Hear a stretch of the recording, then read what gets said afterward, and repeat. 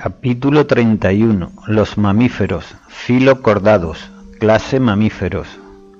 El pelo no es cosa de cuento. Hay un cuento para niños que relata la historia de un osito que no tenía pelo. De ser cierto, el pobre animal no solo no sería un oso, sino que ni siquiera sería un mamífero, porque el pelo es una característica tan exclusiva de los mamíferos como las plumas lo son de las aves. Si un animal tiene pelo, es un mamífero; si no lo tiene, puede ser cualquier otra cosa. Es cierto que muchos mamíferos acuáticos son casi por completo pelones, las ballenas, por ejemplo, pero normalmente se puede encontrar pelo, a veces con un poco de esfuerzo, al menos en forma vestigial en algún lugar del cuerpo del adulto. A diferencia de las plumas, que proceden de las escamas de los reptiles, el pelo de los mamíferos es una estructura epidérmica completamente nueva. Los mamíferos lo utilizan como protección contra los elementos, como coloración defensiva, como aislante antihumedad y para la flotación, y como señal de aviso. Han transformado el pelo en las sensibles vibrisas del hocico y en las agudas púas del orizo. Quizás lo más importante de todo sea que el pelo proporciona a los mamíferos aislamiento térmico, lo que les permite disfrutar de las ventajas de la homeotermia, y los animales endotérmicos se benefician de ello en todos los climas y en épocas incluso sin sol, porque su aislamiento protector, que pueden controlar, les hace independientes del clima. Por supuesto, el pelo es solamente uno de los caracteres que en conjunto definen a los mamíferos y que nos ayudan a comprender su éxito evolutivo. Entre ellos encontramos una placenta muy perfeccionada para nutrir al embrión, glándulas mamarias para hacer lo propio con el recién nacido, y un sistema nervioso sorprendentemente avanzado, que supera con creces lo conocido en cualquier otro grupo de animales. Sin embargo, es poco probable que incluso con esta formidable dotación de adaptaciones, los mamíferos hubieran triunfado como lo han hecho de no tener pelo. Posición en el reino animal. Los mamíferos actuales son descendientes del linaje de los amniotas sinápsidos, que aparecieron en el período pérmico. La línea de los sinápsidos se caracteriza por la condición primitiva de tener una sola abertura temporal en el cráneo. Los mamíferos modernos son endotérmicos y homeotermos, tienen un cuerpo total o parcialmente cubierto de pelo y poseen glándulas mamarias que secretan leche para la nutrición de las crías. Estos caracteres derivados, junto con rasgos distintivos del esqueleto, un sistema nervioso muy desarrollado y una conducta individual y social muy compleja, distinguen a los mamíferos del resto de los amniotas. Su plasticidad genética y sus numerosas adaptaciones derivadas han capacitado a los mamíferos para ocupar cualquier ambiente terrestre capaz de albergar vida. Aportaciones biológicas. 1. Los mamíferos comparten con las aves la endotermia y la homeotermia, que permiten un alto nivel de actividad nocturna y la ocupación de hábitats con bajas temperaturas a lo largo de todo el año, algo prohibido para los vertebrados ectotérmicos. 2. La placenta en los mamíferos placentarios permite a las crías en desarrollo alimentarse y crecer en un entorno protegido durante el periodo más vulnerable de sus vidas. Tras el nacimiento, los jóvenes continúan alimentándose del producto de las glándulas mamarias. Un largo periodo de cuidados y educación paralelas permiten a las crías adquirir recursos necesarios para la supervivencia. 3. La especialización de los dientes de los mamíferos para diferentes funciones ha permitido la evolución de muchas especializaciones alimentarias en estos animales. El paladar secundario, que separa las vías de paso del aire y del alimento, permite a los mamíferos mantener y degradar parcialmente la comida en la boca sin interrumpir la respiración. 4. El cerebro altamente desarrollado, especialmente el gran neocórtex, ha dotado a los mamíferos de una memoria notable y de las capacidades de aprendizaje rápido y de respuesta adecuada a problemas nuevos. Los órganos sensoriales y los sentidos especiales, particularmente los del oído, el olfato y el tacto, Constituyen una fuente de información ambiental que con sus correspondientes centros cerebrales dotan a los mamíferos de una capacidad de percepción y respuesta inigualadas en el reino animal. Los mamíferos, con su sistema nervioso altamente desarrollado y con numerosas adaptaciones ingeniosas, ocupan prácticamente todos los ambientes en que la Tierra puede soportar la vida. Aunque no son un grupo grande, unas 4.450 especies comparadas con las más de 9.000 de aves, aproximadamente 24.600 de peces y 800.000 de insectos, la clase mamíferos, Mammalia, del latín mama, teta, es en conjunto el grupo de mayor diferenciación biológica de todo el reino animal. Muchas posibilidades que permanecen más o menos latentes en otros vertebrados han sido altamente desarrolladas por los mamíferos.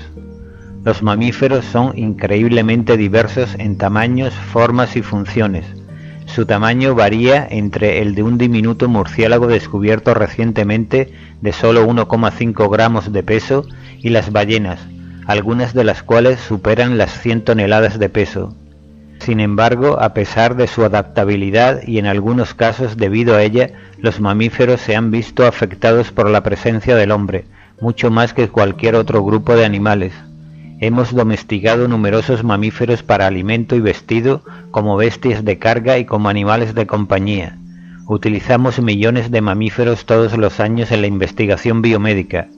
Hemos introducido mamíferos extraños en hábitats nuevos, ocasionalmente con resultados beneficiosos, aunque son mucho más frecuentes los desastres inesperados. La historia nos ofrece numerosas señales de aviso, pero continuamos exterminando valiosas poblaciones de mamíferos de forma irresponsable. La industria ballenera está amenazada de colapso total a causa del exterminio de su propio recurso, un ejemplo clásico de autodestrucción en el mundo moderno, donde sectores en competencia por una industria únicamente se preocupan de recoger el máximo beneficio hoy, sin importarles para nada el suministro mañana. En algunos casos, la destrucción de un recurso valioso ha sido deliberada, como ocurrió con la política oficialmente sancionada y trágicamente acertada de exterminación del bisonte durante las guerras indias para matar de hambre a los indios de las praderas. Aunque la caza comercial ha declinado, una población humana en perpetuo aumento, con la consiguiente destrucción de los hábitats silvestres, ha atacado y desfigurado la fauna de mamíferos. Aproximadamente 300 especies y subespecies de mamíferos están consideradas en peligro de extinción por la Unión Internacional para la Conservación de la Naturaleza y los Recursos Naturales, incluyendo todos los cetáceos, los felinos, excepto los domésticos, las nutrias y los primates, excepto el hombre. En 1986 entró en vigor una moratoria internacional sobre todo tipo de caza comercial de ballenas. Sin embargo, algunos países que se habían opuesto a la moratoria, principalmente Japón, continúan matando cientos de ballenas cada año bajo el eufemismo de la caza científica. Vamos dándonos cuenta poco a poco de que nuestra presencia en este planeta es uno de los productos más poderosos de la evolución orgánica y nos hace responsables del carácter de nuestro ambiente natural, ya que nuestro bienestar ha estado y continúa estando muy cercanamente ligado al de otros mamíferos. Es preciso en nuestro beneficio conservar el ambiente natural donde todos los mamíferos, incluidos nosotros, vivimos. Necesitamos recordar que la naturaleza puede pasar sin nosotros, pero que nosotros no podemos sobrevivir sin la naturaleza. Origen y evolución de los mamíferos. El linaje evolutivo de los mamíferos desde sus antecesores amniotas más remotos es quizás la transición mejor documentada en la historia de los vertebrados. Podemos seguir mediante el registro fósil la transformación a lo largo de 150 millones de años desde pequeños animales ectotérmicos y sin pelo hasta los mamíferos actuales endotérmicos y peludos. El cráneo y especialmente los dientes son los fósiles más abundantes y es fundamentalmente con estas estructuras con las que podemos identificar la ascendencia evolutiva de los mamíferos. La estructura del techo del cráneo nos permite identificar tres grandes grupos de amniotas que divergieron durante el período carbonífero del Paleozoico: los sinápsidos, los anápsidos y los diápsidos. El grupo de los sinápsidos, que incluye a los mamíferos y sus antecesores, tiene un par de aberturas en el techo del cráneo para la inserción de los músculos de las mandíbulas. Este fue el primer linaje de amniotas que se dispersó ampliamente por hábitats terrestres. El grupo de los anápsidos se caracteriza por cráneos macizos e incluye a las tortugas, quelonios y sus antepasados. Los diápsidos tienen 2 pares de aberturas en el techo del cráneo, y este grupo contiene a dinosaurios, lagartos, serpientes, cocodrilos, aves y sus antecesores.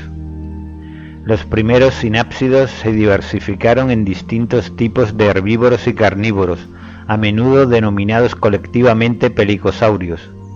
Estos primeros sinápsidos fueron los amniotas más abundantes a principios del Pérmico. Los pelicosaurios tienen un aspecto general semejante a los lagartos, pero este parecido es falso. Los pelicosaurios no están relacionados con los lagartos, que son diápsidos, ni forman un grupo monofilético. Uno de los primeros grupos sinápsidos, los carnívoros esfenacodontinos, está evolutivamente más estrechamente ligado a los terápsidos, el único grupo sinápsido que sobrevivió más allá del Paleozoico. En los terápsidos se observa por primera vez una locomoción erecta, con extremidades erguidas situadas bajo el cuerpo.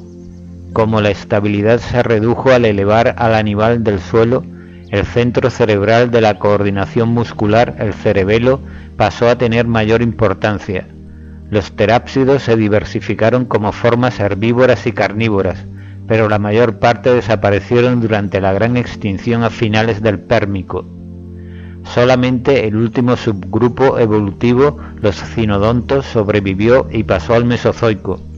Los cinodontos desarrollaron varios caracteres novedosos, como una alta tasa metabólica que permitió una vida más activa, un aumento de la musculatura mandibular que produjo una mordedura más fuerte, varios cambios esqueléticos que proporcionaron mayor agilidad y un paladar óseo secundario, paladar duro, que permitía al animal respirar mientras mantenía una presa en la boca. El paladar secundario sería de gran importancia en la subsecuente evolución de los mamíferos, porque permitiría a las crías respirar mientras mamaban. Junto con la mejora biomecánica de la postura erguida en los cinodontos, los huesos largos se hicieron más delgados y desarrollaron salientes en las articulaciones para la inserción de la musculatura. El número de costillas se redujo, un cambio que probablemente mejoró la flexibilidad de la columna vertebral.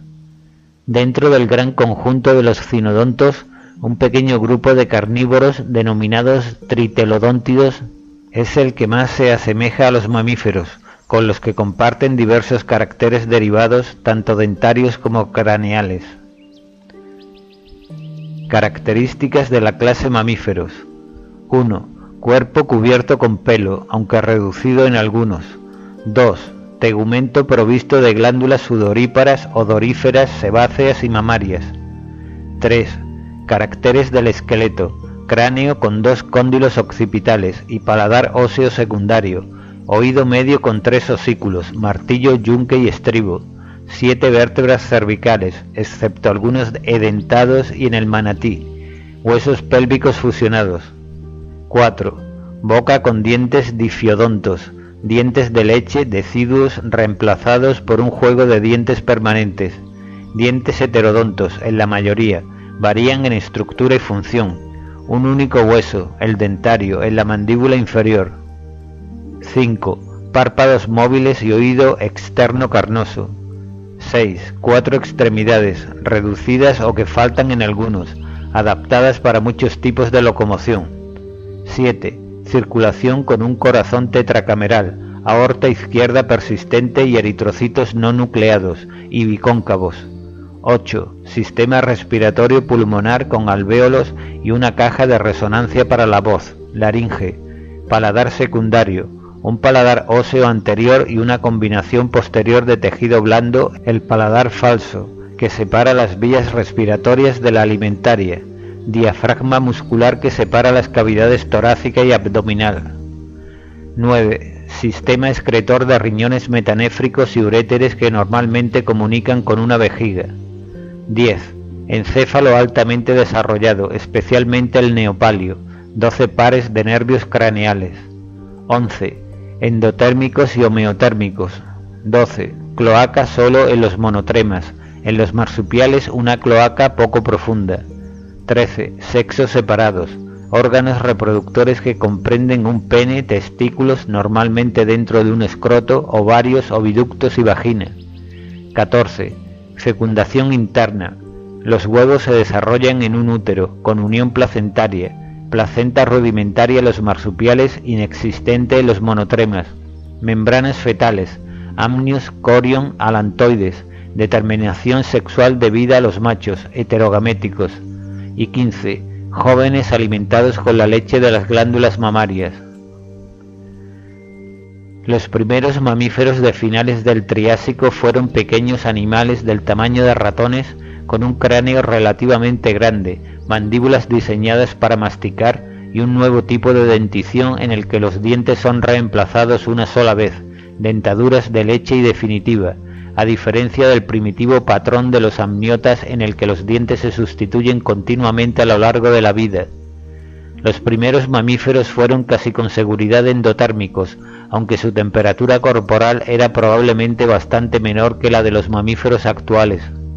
El pelo era esencial como aislamiento, y su presencia implica asimismo que las glándulas sebáceas y sudoríparas deben haber aparecido también en este punto para lubricar el pelo e impedir la pérdida de calor. El registro fósil guarda silencio en lo que se refiere a la aparición de las glándulas mamarias, pero deben haber evolucionado antes del final del Triásico.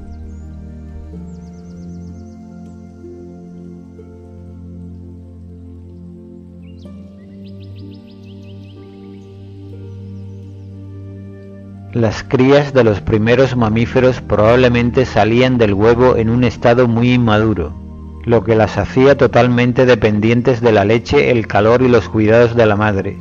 Esta forma de reproducción persiste actualmente en los monotremas, ornitorrincos y equidnas. Sorprendentemente, los primeros mamíferos del Triásico medio, que ya habían desarrollado casi todos los nuevos atributos de los mamíferos modernos, tuvieron que esperar otros 150 millones de años para alcanzar su gran diversidad. Durante este periodo, los dinosaurios se hicieron abundantes y diversos, mientras que todos los grupos sinápsidos no mamíferos se extinguieron. Pero los mamíferos sobrevivieron, al principio probablemente como pequeñas criaturas nocturnas semejantes a las musarañas. Después, en el Cretácico y especialmente en el Eoceno, que comenzó hace 54 millones de años, los mamíferos comenzaron su rápida expansión. La gran radiación de los mamíferos en el Cenozoico se atribuye en parte al gran número de ambientes que quedaron vacíos por la extinción de muchos grupos de amniotas al final del Cretácico. La radiación de los mamíferos fue provocada casi con seguridad por el hecho de que eran animales ágiles, endotérmicos, inteligentes, adaptables y que daban a luz crías vivas, que protegían y nutrían con su propia secreción de leche, en vez de abandonar huevos vulnerables en un nido. La clase mamíferos incluye 21 órdenes, un orden de monotremas, otro orden de marsupiales y 19 órdenes de mamíferos placentarios. Adaptaciones funcionales y estructurales de los mamíferos. Tegumento y sus derivados. La piel y sus modificaciones son un carácter distintivo de los mamíferos como grupo. Como intermediaria entre el animal y su entorno, la piel está fuertemente adaptada al género de vida que lleva el animal. En general es más gruesa en los mamíferos que en cualquier otra clase de vertebrados, aunque como en todos ellos está formada por epidermis y dermis. En los mamíferos la dermis es mucho más gruesa que la epidermis. Esta última es relativamente fina allí donde está bien protegida por el pelo, pero en las zonas en que está sujeta a mucho contacto y desgaste, como por ejemplo en las palmas y en las plantas, sus capas se espesan y cornifican con queratina. Pelo. Este es una característica especial de los mamíferos, aunque los humanos no seamos seres particularmente peludos y en las ballenas el pelo está reducido a unas pocas cerdas sensoriales en el hocico. Un pelo crece a partir de un folículo, el cual, aunque es una estructura epidérmica, se hunde en la epidermis. El pelo crece continuamente por una rápida proliferación de células en el folículo. A medida que el tallo del pelo es empujado hacia arriba, hay nuevas células que quedan privadas de su fuente de alimento y mueren, convirtiéndose en el mismo tipo denso de proteína fibrosa, la queratina, que constituye las garras, las uñas y las pezuñas y las plumas. Los mamíferos presentan característicamente dos tipos de pelos formando el pelaje. 1. Pelos aislantes, densos y suaves, llamados borra, con función aislante. Y 2. Pelos más gruesos y más largos, denominados cerdas, cuyo conjunto constituye la jarra, y que sirven de protección contra el desgaste al tiempo que confieren coloración al pelaje. La borra atrapa una capa de aire aislante. En los animales acuáticos, como focas, nutrias y castores, es tan densa que es imposible mojarla. En el agua, los pelos de protección, las cerdas, se mojan y se pliegan sobre la borra, formando una capa aislante. Un pelo es algo más que una fibra de queratina. Está formado por 3 capas: la médula o canal central, la corteza con los gránulos de pigmento próximos a la médula y la cutícula externa compuesta de escamas imbricadas. El pelo de los diferentes mamíferos presenta una considerable variabilidad de estructuras. Puede carecer de corteza, tal como ocurre con los pelos de los ciervos, o puede faltarle a la médula, como es el caso de los pelos huecos rellenos de aire del glotón, tan apreciados por las gentes del norte para forrar las pezuñas de los animales de tiro debido a que resisten la congelación. Los pelos de los conejos y de otros están cubiertos por escamas para engancharse entre sí cuando se presionan. El pelo rizado, como el de las ovejas, crece a partir de folículos curvados.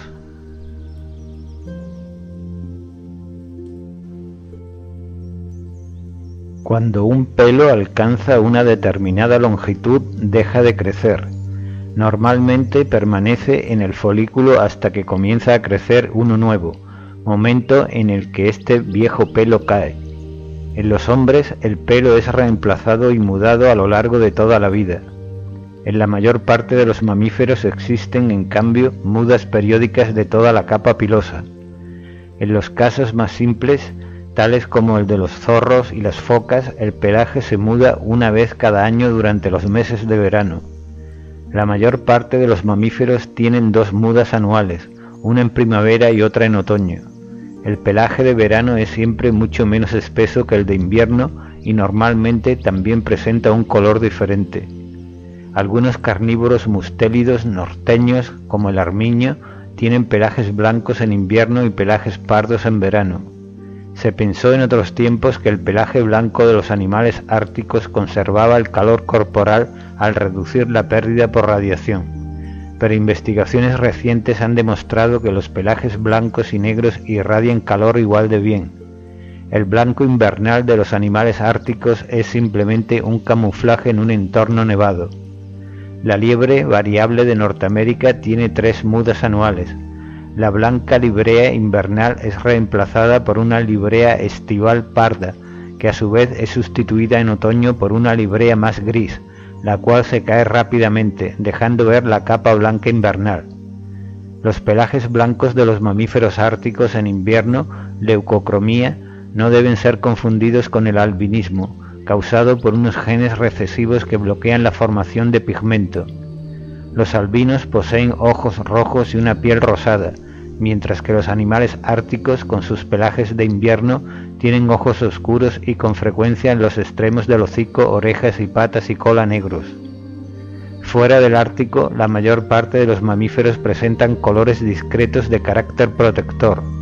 A menudo las especies están marcadas con coloraciones disruptivas que les permiten ocultarse y pasar inadvertidos en su entorno natural. Ejemplos de este tipo pueden ser las manchas de los leopardos y de los cervatillos, o el listado de los tigres. Otros mamíferos, tales como las mofetas, señalan su presencia con coloraciones de advertencia, aposemáticas. El pelo de los mamíferos se ha modificado para determinadas funciones. Las cerdas de los suidos las vibrisas de los hocicos de la mayor parte de los mamíferos, así como las espinas de los puercoespines y sus parientes, son buenos ejemplos. Las vibrisas, con frecuencias llamadas bigotes, son en realidad pelos sensoriales que proporcionan un sentido táctil muy sensible a muchos mamíferos. El menor movimiento de una vibrisa genera impulsos en los terminales nerviosos que se reciben en áreas sensoriales especiales del encéfalo. Las vibrisas son particularmente largas en los animales fosores y nocturnos. Los puercoespines, los erizos y los equidnas, al igual que otros pocos mamíferos, han desarrollado una eficaz y peligrosa cobertura espinosa. Las púas del puercoespín americano se rompen por su base en el momento de chocar contra algo y, ayudadas por diminutos ganchos dirigidos hacia atrás, pueden penetrar profundamente en el cuerpo de sus víctimas. Para que los animales más pugnaces, como por ejemplo los perros, aprendan más rápidamente con quién se están tratando, los puercoespines hacen cascabelear sus espinas y las exhiben de forma prominente con sus blancas marcas hacia los agresores. Cuernos y astas. En los mamíferos pueden observarse tres tipos de cuernos o de sustancias córneas: los auténticos cuernos que presentan los rumiantes, tales como los bovinos y las ovejas, son vainas huecas de epidermis queratinizada, que se disponen alrededor de un núcleo de hueso que sale del cráneo. Normalmente los cuernos no se mudan ni son ramificados, aunque a veces pueden estar muy curvados y se encuentran en ambos sexos. Las astas, de la familia de los ciervos, son totalmente óseas cuando están completamente formadas. Durante su crecimiento anual, las astas se desarrollan por debajo de una cobertura de piel muy suave y altamente vascularizada que se denomina terciopelo. Cuando el crecimiento de las astas se ha completado, justo antes de la época del celo, los vasos sanguíneos se constriñen y el ciervo desgasta este terciopelo rascando el asta contra los árboles. Las astas se pierden después de cada estación de cría. Pocos meses después aparecen nuevos esbozos que anuncian el siguiente conjunto de astas. Durante varios años, cada nuevo par de astas supone un desgaste del metabolismo mineral, ya que durante la época de cría, un gran alce o ciervo debe acumular 25 kilogramos o más de sales de calcio a partir de su dieta vegetal. El cuerno del rinoceronte es el tercer tipo de cuerno. Fibras córneas de aspecto de pelo se originan en papilas dérmicas y son cementadas juntas para formar un solo cuerno. La escalada en el comercio de productos derivados del rinoceronte, especialmente sus cuernos, durante las 3 últimas décadas ha colocado a los rinocerontes africanos y asiáticos al borde de la extinción. El cuerno de rinoceronte es muy apreciado en China como febrífugo y en el tratamiento de enfermedades cardíacas, renales y cutáneas. En la India se le considera un afrodisíaco. Estas supuestas facultades médicas no tienen la más mínima base farmacológica. No obstante, la principal utilización de los cuernos de rinoceronte es la fabricación de empuñaduras de lujo para dagas en Oriente Medio. Debido a su forma fálica, las dagas de cuerno de rinoceronte son un regalo tradicional en los ritos de pubertad. Entre 1969 y 1977, y solamente en Yemen del Norte, se importaron 8.000 cuernos de rinoceronte, lo que supone el sacrificio de otros tantos animales. Glándulas. Los mamíferos tienen la mayor variedad de glándulas tegumentarias de todos los vertebrados. La mayoría se pueden encuadrar en una de estas 4 categorías: sudoríparas, odoríferas, sebáceas y mamarias. Todas son derivados de la epidermis. Las glándulas sudoríparas son glándulas tubulares simples y muy plegadas que aparecen en bastantes partes del cuerpo en la mayor parte de los mamíferos. No existen en otros vertebrados. Pueden distinguirse 2 tipos de glándulas sudoríparas: ecrinas y apocrinas. Las glándulas ecrinas segregan un sudor acuoso que, cuando se evapora sobre la superficie de la piel, absorbe el calor de esta y la enfría. Aparecen en regiones carentes de pelo, especialmente en las palmas y las plantas de las manos y pies, en la mayor parte de los mamíferos, aunque en los caballos y muchos primates también están dispersas por todo el cuerpo.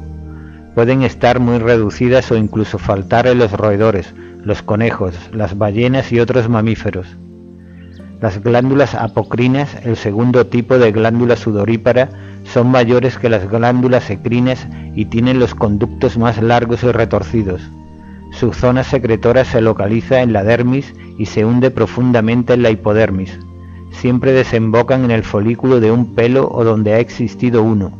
Se desarrollan aproximadamente en la época de la pubertad y están restringidas en la especie humana a las axilas, zona púbica, pechos, canales auditivos externos, prepucio, escroto y alguna otra zona. Su secreción no es acuosa como el sudor ordinario, producido por las glándulas ecrinas, sino lechosa, blanquecina o amarillenta, y se seca sobre la piel formando una película con aspecto de plástico. Las glándulas apocrinas no tienen nada que ver con la regulación térmica, pero su actividad se sabe que está relacionada con determinados aspectos del ciclo sexual, entre otras posibles funciones. Las glándulas odoríferas existen prácticamente en todos los mamíferos, con localización y funciones bastante variadas. Son utilizadas en la comunicación con miembros de la misma especie para marcar territorios, para señales de aviso y para defensa. Estas glándulas se localizan en las regiones orbitarias, metatarsianas e interdigitales, en los ciervos, por detrás de los ojos y en los carrillos, en las picas y marmotas, en las regiones prepuciales del pene, en las ratas almizcleras, castores y muchos cánidos, en la base de la cola, en zorros y lobos, en la región occipital, en los dromedarios, y en la región anal, en las mofetas, armiños y comadrejas. Estas últimas, las más olorosas de todas las glándulas, se abren a través de conductos en el ano. Sus secreciones pueden ser descargadas con fuerza a una distancia de varios metros. Durante la época de cría, muchos mamíferos producen fuertes olores para atraer al sexo opuesto. La especie humana también está dotada de glándulas odoríferas, pero la civilización nos ha enseñado a que nos desagraden nuestros propios olores, lo que ha estimulado un lucrativo negocio de desodorantes que produce una cantidad increíble de jabones y otra serie de compuestos para enmascarar los olores. Las glándulas sebáceas están íntimamente asociadas con los folículos pilosos, aunque algunas son libres y se abren directamente sobre la superficie. El tapizado celular de la propia glándula se descarga durante el proceso de secreción, por lo que debe ser renovado a la siguiente ocasión. Estas células glandulares se dilatan con acumulaciones grasas y posteriormente mueren y son expelidas como una mezcla grasienta denominada sebo dentro del folículo piloso, llamada a veces grasa educada porque no se vuelve rancia. Sirve para mantener el pelo y la piel dúctiles y lustrosos. La mayor parte de los mamíferos tiene glándulas sebáceas por todo el cuerpo. En la especie humana son más numerosas en el cuero cabelludo y en la cara. Las glándulas mamarias que dan nombre a los mamíferos son posiblemente glándulas apocrinas modificadas. Independientemente de su origen evolutivo, aparecen en todas las hembras de los mamíferos y en forma rudimentaria en todos los machos. Se desarrollan con un engrosamiento de la epidermis que forma una línea mamaria a lo largo de ambos lados del abdomen del embrión. En ciertas partes de estas crestas aparecen mamas, mientras que en las partes intermedias la cresta desaparece totalmente. En las mujeres las glándulas mamarias empiezan a aumentar de tamaño en la pubertad, debido a la acumulación de grasa y alcanzan su máximo desarrollo aproximadamente hacia los 20 años. Los pechos o mamas sufren un desarrollo adicional durante el embarazo. En otros mamíferos las glándulas mamarias se hinchan solo periódicamente, cuando están turgentes por la leche durante el embarazo y subsiguiente periodo de cría de los jóvenes. Alimento y nutrición. Los mamíferos han explotado una gran variedad de fuentes de alimento. Algunos requieren dietas altamente especializadas, mientras que otros son oportunistas que sobreviven con alimentación muy diversa. En conjunto, los hábitos alimentarios y la estructura física están íntimamente ligados. Las adaptaciones de un mamífero para ataque y defensa, así como sus especializaciones para encontrar, capturar, masticar, tragar y digerir comida, determinan sus hábitos y su forma. Los dientes, quizás más que cualquier otra característica física, revelan el estilo de vida de un mamífero. Todos los mamíferos tienen dientes con excepción de algunas ballenas, los monotremas y los osos hormigueros. y sus modificaciones están correlacionadas con lo que come el animal. Conforme los mamíferos evolucionaban durante el Mesozoico, se produjeron grandes cambios en sus dientes y mandíbulas. A diferencia de la dentición uniforme o modonta de los reptiles, los dientes de los mamíferos se modifican para realizar funciones específicas, como cortar, masticar, sujetar, desgarrar, triturar, etc. Los dientes diferenciados de esta manera en el individuo se denominan heterodontos. Normalmente se distinguen 4 tipos de dientes: los incisivos, con coronas simples y con extremos ligeramente afilados, están especializados para morder o mordisquear. Los caninos, con coronas largas y cónicas, se usan para perforar. Los premolares, con coronas comprimidas y 1 o 2 cúspides, están diseñados para cortar y rebanar. Y los molares, con grandes cuerpos y una disposición variable de cúspides, son los dientes especializados para la trituración y masticación. La fórmula dentaria primitiva, que expresa el número de dientes de cada tipo en la mitad de las mandíbulas superior e inferior, es I3, 3, C11, PM44, M33. Los miembros del orden insectívoros, como las musarañas, algunos omnívoros y los carnívoros, son los que más se aproximan a este patrón primitivo. A diferencia de los reptiles, los mamíferos no reemplazan continuamente sus dientes a lo largo de su vida. La mayoría tiene solamente 2 juegos de dientes, uno temporal de leche o deciduo, que es sustituido por un juego permanente cuando el cráneo ha crecido lo suficiente como para albergar a todos los dientes. Solamente los incisivos, los caninos y los premolares son deciduos. Los molares pertenecen a la dentición definitiva y deben durar toda la vida. Especializaciones alimentarias. El sistema digestivo de un mamífero, los dientes, las mandíbulas, la lengua y el tubo digestivo están adaptados a su régimen alimentario particular. De acuerdo con sus hábitos alimentarios, los mamíferos pueden dividirse en varios grupos tróficos. Los 3 grupos básicos son los insectívoros, los herbívoros y los carnívoros, aunque también se han desarrollado muchas otras especializaciones. Los insectívoros son pequeños mamíferos generalmente oportunistas que se alimentan de una gran variedad de pequeños invertebrados, como lombrices y caracoles, además de insectos. Son ejemplos las musarañas, los topos, los osos hormigueros y muchos murciélagos. Como ingieren muy poca materia vegetal con fibra que requiere largos procesos de fermentación, los insectívoros tienden a poseer un tracto intestinal corto. La calificación de insectívoro no siempre es exacta, ya que diversos carnívoros y omnívoros incluyen muchas veces insectos en sus dietas. Incluso muchos roedores, considerados herbívoros, pueden tener una dieta mixta de larvas de insectos, semillas y frutas. Los animales herbívoros forman 2 grupos principales: aquellos que pacen o que ramonean, como los ungulados, caballos, cerdos, ciervos, antílopes, bovinos, ovejas y cabras, y los mordisqueadores, como los roedores y los conejos y liebres. En los herbívoros suelen desaparecer los caninos, mientras que los molares, adaptados para la trituración, son amplios y de altas coronas. Los roedores tienen incisivos en forma de cortafríos que crecen durante toda la vida y que deben ser desgastados continuamente para mantener equilibrado su constante crecimiento. Los mamíferos herbívoros tienen una serie de adaptaciones interesantes debido a su dieta de origen vegetal. La celulosa, el hidrato de carbono estructural de las plantas, es un alimento potencialmente nutritivo, compuesto de largas cadenas de unidades de glucosa. Sin embargo, las moléculas de glucosa en la celulosa están unidas por un tipo de enlace químico que pocas enzimas pueden atacar. Ningún vertebrado sintetiza enzimas que puedan romper celulosa.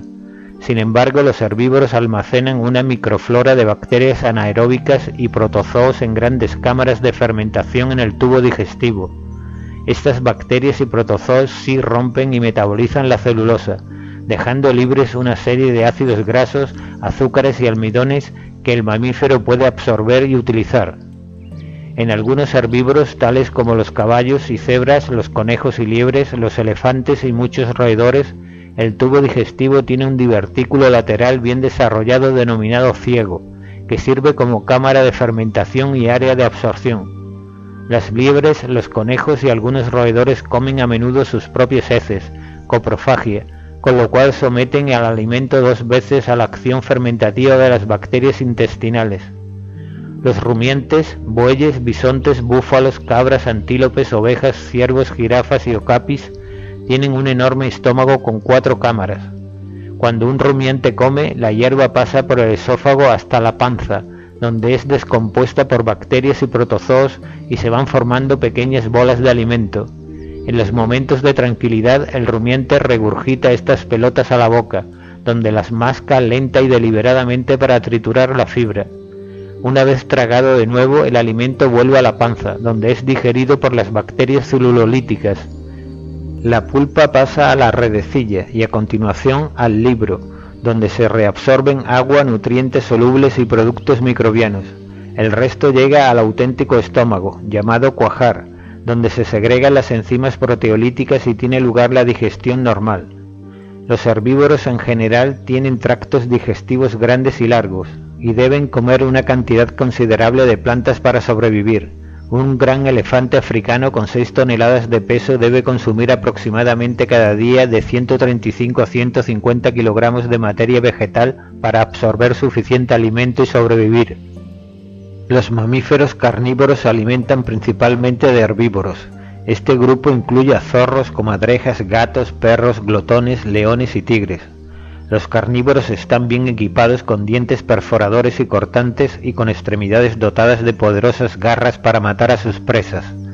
Como su dieta de proteínas se digiere mucho más fácilmente que la comida vegetal de los herbívoros, su tubo digestivo es más corto y el ciego, si existe, es más pequeño. Los carnívoros comen con menor frecuencia y tienen mucho más tiempo para jugar y explotar. Obsérvese que los términos insectívoros y carnívoros tienen 2 usos diferentes en los mamíferos para describir el tipo de dieta y para denotar órdenes taxonómicos específicos. Por ejemplo, no todos los carnívoros pertenecen al orden Carnívoros. Muchos marsupiales son carnívoros, y no todos los miembros del orden Carnívoros comen carne. Muchos son oportunistas y algunos, como el panda, son vegetarianos estrictos. En general, los carnívoros llevan a cabo desde nuestro propio punto de vista una vida más activa e interesante que las de los herbívoros. Como el carnívoro debe encontrar y capturar su presa, existe un premio para los más inteligentes. Muchos carnívoros, como los gatos, son conocidos por su habilidad y destreza en la caza. Su éxito ha conducido a una selección de herbívoros capaces de defenderse o de detectar y escapar de estos carnívoros, por lo que se ha potenciado más sus sentidos y agilidad. Algunos herbívoros, sin embargo, sobreviven simplemente por sus tamaños, por ejemplo los elefantes, o por una conducta de defensa basada en el grupo, como los bueyes almizcleros. Los hombres han cambiado las reglas en la lucha entre carnívoros y herbívoros. Los primeros, a pesar de su inteligencia, se han visto muy afectados por la presencia humana y han sido virtualmente exterminados en algunas áreas.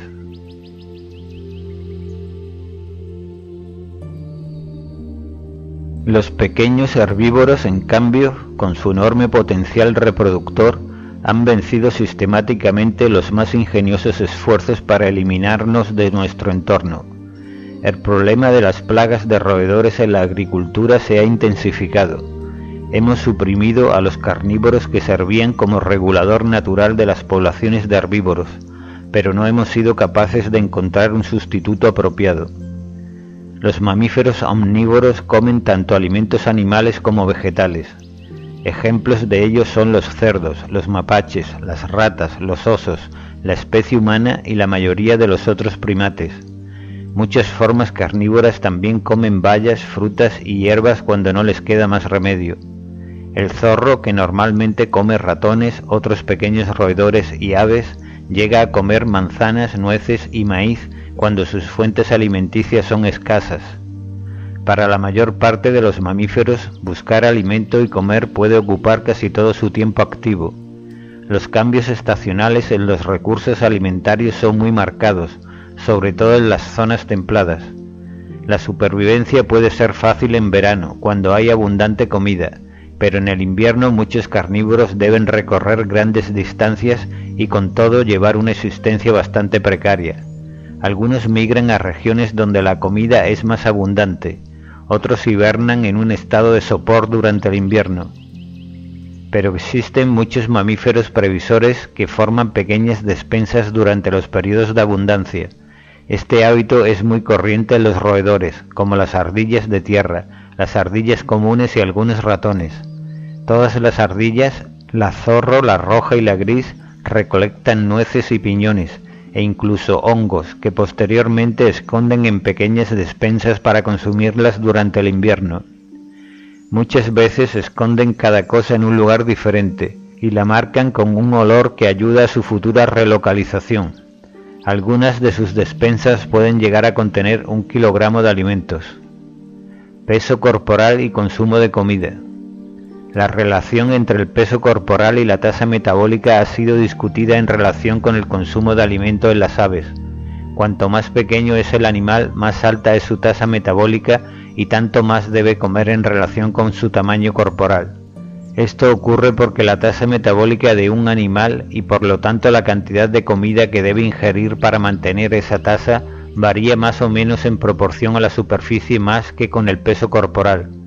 La superficie es proporcional al peso corporal elevado a 0,7 y la cantidad de comida que ingiere un mamífero o ave es también proporcional a su peso elevado a la potencia de 0,7. Un ratón de 3 gramos consumirá por gramo de peso 5 veces más comida que un perro de 10 kilogramos y 30 veces más que un elefante de 5.000 kilogramos. Se puede ver fácilmente por qué los mamíferos pequeños como musarañas, ratones y murciélagos deben pasar mucho más tiempo cazando y comiendo que los mamíferos de mayor tamaño. Las musarañas más pequeñas, que solo pesan 2 gramos, pueden comer cada día una cantidad mayor que su propio peso y morir de hambre en pocas horas si carecen de comida. Por el contrario, un gran carnívoro puede permanecer sano y bien alimentado con una sola comida cada pocos días. Por ejemplo, un puma caza un promedio de un ciervo por semana, aunque el número aumenta si las presas son más abundantes. Migración. La migración es mucho más difícil de realizar para los mamíferos que para las aves. No es sorprendente que pocos mamíferos hagan migraciones estacionales regulares y prefieran en cambio centrar sus actividades en un hábitat local bien definido y limitado. Sin embargo, hay algunos llamativos ejemplos de migraciones de mamíferos. Se encuentran más migraciones en Norteamérica que en cualquier otro continente. Un ejemplo es el caribú de Canadá y Alaska, que lleva a cabo migraciones en masa en las que se desplaza de 160 a 1100 kilómetros 2 veces al año. Desde zonas de invernada en los bosques boreales, la taiga, migran rápidamente a finales del invierno y principios de primavera a las zonas de cría en la tundra. Las crías nacen a mediados de junio. Conforme avanza el verano, se ven hostigados por moscas parásitas que penetran en su carne y mosquitos que se alimentan de su sangre, a razón de 1 litro por reno y semana en la temporada álgida, y por los ataques de lobos a las crías. Los renos viajan entonces hacia el sur en julio y agosto, alimentándose muy poco durante el desplazamiento. En septiembre alcanzan el bosque y se alimentan de forma continuada sobre el tapiz vegetal del suelo. El celo se presenta en octubre. El bisonte, antes de su casi deliberada extinción por parte del hombre, desarrolló gigantescas migraciones circulares entre las zonas de invernada y las estivales. Las migraciones de mamíferos más largas son las llevadas a cabo por las focas oceánicas y las ballenas. Una de las más llamativas de estas migraciones es la de las focas de pelo, que se reproducen en las islas Pribilov, aproximadamente a 300 kilómetros de distancia de la costa de Alaska y al norte de las islas Aleutianas. Desde las zonas de invernada, frente al sur de California, las hembras viajan 2.800 kilómetros en mar abierto y llegan en primavera a las islas Pribilov, donde se congregan en enorme número. Los jóvenes nacen a las pocas horas o días de la llegada de las hembras. Entonces los machos, que habían llegado previamente y establecido territorios, forman harenes de hembras que son defendidos tenazmente. Una vez que termina la cría de las pequeñas focas, que dura aproximadamente 3 meses, los jóvenes y las hembras vuelven a abandonar el territorio y migran hacia el sur. Los machos no las siguen, sino que permanecen en el Golfo de Alaska durante el invierno, aunque cabría esperar que los murciélagos, los únicos mamíferos alados, utilizasen su facultad de volar para realizar migraciones. Muy pocos lo hacen. La mayor parte de ellos hibernan durante el invierno. Las 4 especies de murciélagos americanos que migran, el rojo, el plateado, el peludo y el de cola de liebre brasileño, pasan sus veranos en los estados del norte o del oeste y los inviernos en el sur de los Estados Unidos o de México. Vuelo y ecolocalización. Los mamíferos no han explotado los cielos en la misma forma que han hecho con los ambientes terrestres y acuáticos. De todas formas, muchos de ellos han proliferado en los árboles, donde son enormemente ágiles. Algunos pueden planear de árbol en árbol y un grupo, los murciélagos o quirópteros, es capaz de vuelo activo. El planeo y el vuelo evolucionaron independientemente en varios grupos de mamíferos, como los marsupiales, los roedores, los lemures voladores y los quirópteros. Cualquiera que haya visto a un gibón hacer sus piruetas en el zoo se da cuenta de que en los movimientos de este primate hay algo parecido al vuelo. Entre las ardillas arbóreas, todas hábiles acróbatas, la más eficiente es la ardilla voladora. Estas formas de hecho planean más que vuelan, utilizando un patagio que han desarrollado en los flancos. Los murciélagos o quirópteros, el único grupo de mamíferos voladores, son nocturnos y por tanto ocupan un nicho que han dejado vacante las aves. Su evolución se atribuye a 2 razones: el vuelo y la capacidad para orientarse gracias a la ecolocalización. Estas 2 adaptaciones les permiten volar y evitar obstáculos en la más absoluta oscuridad, localizar y capturar insectos con precisión y encontrar su camino dentro de las oscuras galerías de las cuevas, otro hábitat que ha sido prácticamente ignorado tanto por los mamíferos como por las aves, donde duermen durante el día. La investigación se ha centrado en los miembros de la familia Verpestilionidos, a la que pertenecen la mayor parte de los quirópteros norteamericanos. Cuando vuelan, estos murciélagos emiten cortos pulsos, ultrasonidos, de 5 a 10 milisegundos de duración en un estrecho haz dirigido desde la boca o la nariz. La frecuencia de cada pulso es modulada, es decir, más alto al principio hasta 100.000 hercios o ciclos por segundo, bajando hasta quizás 30.000 hercios al final de la emisión. Muchos insectívoros utilizan la ecolocación, por ejemplo musarañas y tenrecs, pero es grosera en comparación con los murciélagos. Las ballenas con dientes, sin embargo, tienen una capacidad muy desarrollada de situar objetos por ecolocación. Se han capturado cachalotes totalmente ciegos y perfectamente sanos con alimento en sus estómagos, aunque el mecanismo de producción y recepción de sonidos sigue sin comprenderse bien. Se cree que chasquidos de baja y alta frecuencia, producidos en las cavidades sinusales, se centran en un haz estrecho mediante un cuerpo en forma de lente situado en la parte anterior de la cabeza, el melón. Los ecos que regresan se canalizan a través de senos llenos de aceite de la mandíbula inferior hasta el oído interno. Las ballenas dentadas pueden aparentemente determinar el tamaño, la forma, la velocidad, la dirección y la densidad de los objetos en el agua y saber la posición de cada ballena en el grupo. Los sonidos de estas frecuencias no son captados por el oído humano, que tiene un límite superior de aproximadamente 20.000 hercios. Cuando el murciélago está buscando la presa, produce cerca de 10 pulsos por segundo. Si se detecta una víctima, la frecuencia aumenta rápidamente hasta 200 pulsos por segundo en la fase final de aproximación y captura.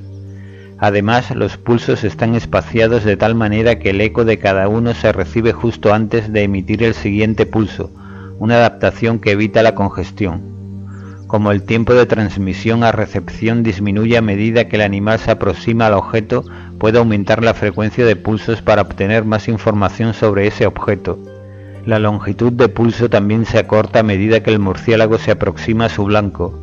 Es interesante que algunas presas de los murciélagos, como ciertas polillas nocturnas, han desarrollado detectores ultrasónicos para percibir y evitar a los atacantes. Los pabellones de las orejas de los murciélagos son grandes, como trompetillas auditivas, y tienen distintas formas en las diferentes especies. Poco se conoce sobre el oído interno de los quirópteros. pero obviamente está capacitado para recibir los ultrasonidos emitidos. Los biólogos creen que la navegación de los murciélagos es tan refinada que a partir de un barrido de ecos, el animal construye una imagen mental de su entorno que es virtualmente tan completa como una imagen visual producida en los ojos de un animal diurno. Por razones no totalmente comprendidas, todos los murciélagos son nocturnos, incluso los murciélagos frugívoros, que utilizan el olfato y la vista en vez del sonar para localizar su comida. En los trópicos y subtrópicos hay muchos murciélagos que se alimentan de néctar y que son importantes polinizadores para una gran variedad de plantas quiropterófilas, que significa que aman a los murciélagos. Las flores de estas plantas se abren por la noche, son blancas y de colores claros y emiten un olor almizclado, parecido al de los quirópteros, que estos murciélagos nectarívoros encuentran atractivo. El famoso vampiro tropical tiene incisivos afilados como cuchillas que utiliza para seccionar la epidermis de sus presas, exponiendo así los capilares subyacentes. Después de inyectar un anticoagulante para mantener fluyendo la sangre, lame su comida y la almacena en un estómago especialmente modificado. Reproducción. Ciclos reproductores. La mayor parte de los mamíferos tienen estaciones de cría definidas, normalmente en invierno o en primavera, y ajustadas de forma que la época más favorable del año coincide con el momento de criar a la prole tras el parto. Muchos machos son capaces de cópula fértil en cualquier momento, pero la cópula efectiva de la hembra está restringida a un determinado momento de un ciclo periódico que se denomina ciclo estral. La hembra es receptiva para el macho solo durante un periodo relativamente corto, el estro o celo. El ciclo estral está dividido en etapas marcadas por cambios característicos en el ovario, el útero y la vagina. El proestro o periodo de preparación es el momento en el que crecen los folículos ováricos y es seguido por el estro, que es cuando se produce el apareamiento. Casi simultáneamente los folículos ováricos se abren y liberan los óvulos, ovulación, que son posteriormente fecundados. En todos los mamíferos placentarios el huevo fecundado se implanta entonces en la pared uterina y se produce el embarazo. Sin embargo, si no se produce apareamiento ni fecundación, el estro es seguido por el metaestro, un periodo de reparación. Esta etapa va seguida de un diestro, durante el cual el útero se hace pequeño y anémico, es decir, queda sin irrigación sanguínea o esta es mínima. El ciclo vuelve entonces a repetirse comenzando por el proestro. Un fenómeno curioso que prolonga el periodo de gestación de muchos mamíferos es la implantación retardada. El blastocisto permanece latente mientras se pospone su implantación en la pared uterina durante periodos de unas semanas a varios meses. En muchos mamíferos, por ejemplo osos, focas, comadrejas, tejones, murciélagos y muchos ciervos, el retraso de la implantación sirve para prolongar la gestación de forma que las crías nazcan en el periodo del año mejor para su supervivencia. La frecuencia con que las hembras se encuentran preparadas para copular varía bastante entre los diferentes mamíferos. Los animales que solo tienen un estro durante la estación de cría son llamados monoéstricos. Aquellos que tienen un estro recurrente se denominan poliéstricos. Los perros, los zorros, los quirópteros pertenecen al primer grupo. Los ratones de campo y las ardillas son todos poliéstricos, del mismo modo que lo son muchos mamíferos que viven en las regiones más tropicales del mundo. En los monos del viejo mundo y en la especie humana hay un ciclo algo diferente, en el que el periodo posovulatorio se denomina menstruación, durante el cual el revestimiento del útero endometrio se colapsa y es expulsado con hemorragia. Esto se denomina ciclo menstrual. Patrones de reproducción. Existen 3 diferentes modelos de reproducción en los mamíferos. Un patrón está representado por los mamíferos que ponen huevos, ovíparos, los monotremas. El ornitorrinco tiene una estación de cría cada año.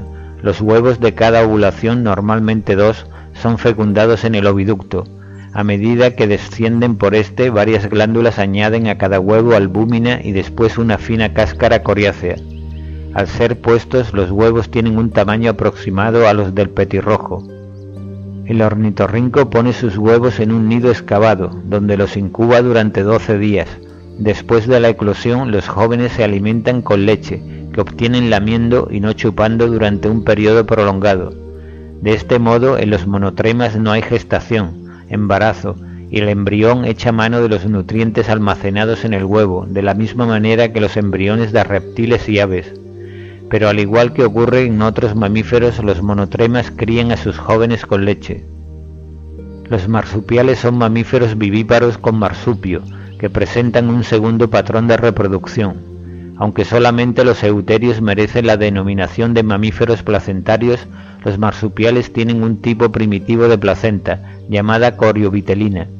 El embrión blastocisto de un marsupial queda envuelto en una cápsula por unas membranas y flota libre en el fluido uterino durante unos días.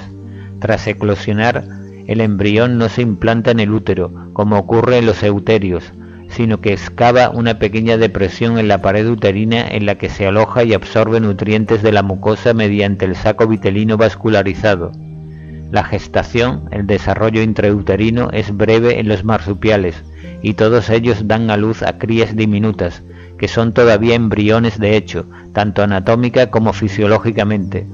Sin embargo, el nacimiento prematuro está seguido por un largo periodo de lactancia y cuidados parentales. En los canguros rojos, el primer periodo de preñez de la estación es una gestación de 33 días, después de la cual nace el joven canguro, trepa hasta la bolsa marsupial sin ayuda alguna de su madre y se ancla a un pezón. Inmediatamente la madre vuelve a quedar preñada, pero la presencia de un joven lactante en la bolsa interrumpe el desarrollo del nuevo embrión en el útero, aproximadamente en el estadio de 100 células. Este periodo de detención, llamado diapausa embrionaria, puede durar aproximadamente 235 días, durante los cuales el primer canguro continúa creciendo en la bolsa. Cuando esta cría abandona el marsupio, el embrión uterino prosigue su desarrollo y nace aproximadamente un mes más tarde. La hembra de nuevo vuelve a quedar preñada, pero debido a que el segundo canguro está en la fase lactante, otra vez más el desarrollo del nuevo embrión queda detenido. Mientras tanto, el primer canguro vuelve a la bolsa de cuando en cuando para mamar. En este momento la madre tiene 3 hijuelos de diferentes edades dependiendo de ella, uno que ya se mantiene por su propio pie, otro en la bolsa y un embrión en fase de diapausa en el útero. Existen variaciones de esta llamativa secuencia. No todos los marsupiales tienen diapausas en el desarrollo como los canguros, incluso algunos ni siquiera tienen bolsas, pero en todos los jóvenes nacen en un estado de desarrollo extremadamente incipiente, que se prolonga mientras se encuentran unidos al pezón. El tercer modelo de reproducción es el de los mamíferos placentarios, los euterios. En ellos, la inversión reproductora se produce en la gestación, a diferencia de los marsupiales, en los que se invierte en la lactancia. El embrión permanece en el útero materno alimentado por los nutrientes que recibe a través de una placenta de tipo coriolantoideo, una conexión íntima entre la madre y el embrión. La duración de la gestación es mayor en los placentarios que en los marsupiales, y en los grandes mamíferos es considerablemente más larga. Por ejemplo, los ratones tienen un periodo de gestación de 21 días, los conejos y las liebres de 30 a 36, los gatos y los perros 60, el ganado bovino 280 y los elefantes 22 meses. Pero existen importantes excepciones. La naturaleza rara vez presenta correlaciones perfectas. Los rorcuales, que son los mayores mamíferos, llevan en el útero a sus crías únicamente durante 12 meses, mientras que los quirópteros, que no son mucho mayores que los ratones, tienen periodos de gestación de 4 o 5 meses. La condición en que nacen los jóvenes también varía mucho. El antílope da a luz a sus crías bien cubiertas de pelo, con los ojos abiertos y capaces de correr desde el primer momento. Los ratones recién nacidos, en cambio, son ciegos, carecen de pelo y están totalmente indefensos. Todos nosotros sabemos la cantidad de tiempo que necesita un bebé humano para ponerse de pie. De hecho, el crecimiento humano es más lento que el de cualquier otro mamífero, lo que constituye uno de los atributos diferenciales que nos separa de ellos. El número de crías producidas por los mamíferos en una estación depende de la tasa de mortalidad, que para algunos mamíferos como los ratones puede ser elevada a cualquier edad.